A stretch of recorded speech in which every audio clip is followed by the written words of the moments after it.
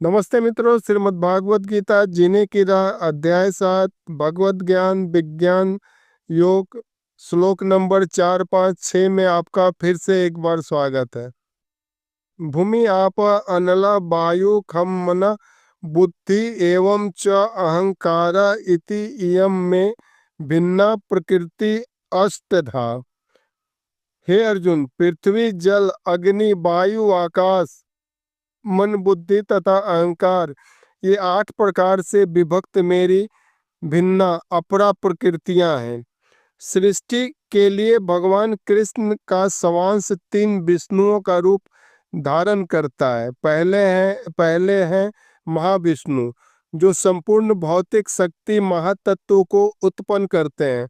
द्वितीय हैं गर्भोदकशायी विष्णु, जो समस्त ब्रह्मांडों में प्रविष्ट होकर उनमें विविधता उत्पन्न करते हैं। तृतीय हैं क्षीरोदकशायी विष्णु, जो समस्त ब्रह्मांडों में सर्वव्यापी परमात्मा के रूप में फैले हुए हैं और परमात्मा कहलाते हैं। वे प्रत्येक परमाणु तक के भीतर उपस्थित है। जो भी इन 3 विष्णु रूपों को जानता है वो भवबंधन से मुक्त हो जाता है। अपरा इयम इता तो अन्याम प्रकृतिम विद्धि में पराम जीव भूताम महाबाहो यया इदम धार्यते जगत। हे महाबाहु अर्जुन, इनके अतिरिक्त मेरी एक अन्य पराशक्ति है जो उन जीवों से युक्त है जो इस भौतिक अपरा प्रकृति के साधनों का विदोहन कर रहे हैं। एतत् योनिनि भूतानि सर्वाणि इति उपधार्य अहम कृतस्त्र जगतम प्रभव प्रलय तथा। सारे प्राणियों का उद्गम इन दोनों शक्तियों में है।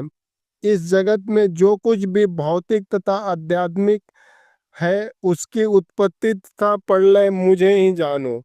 भगवान श्री कृष्ण हम लोगों को ये संदेश दे रहे हैं, जितनी भी वस्तुएं विद्यमान है वे पदार्थ तथा आत्मा के प्रतिफल है।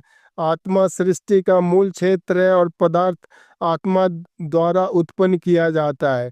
भौतिक विकास की किसी भी अवस्था में आत्मा की उत्पत्ति नहीं होती, अपितु यह भौतिक जगत आध्यात्मिक शक्ति के आधार पर ही प्रकट होता है। इस भौतिक शरीर का इसलिए विकास हुआ है क्योंकि इसके भीतर आत्मा उपस्थित है। नमस्ते मित्रों, मिलते हैं कल फिर श्लोक नंबर 7, 8, 9।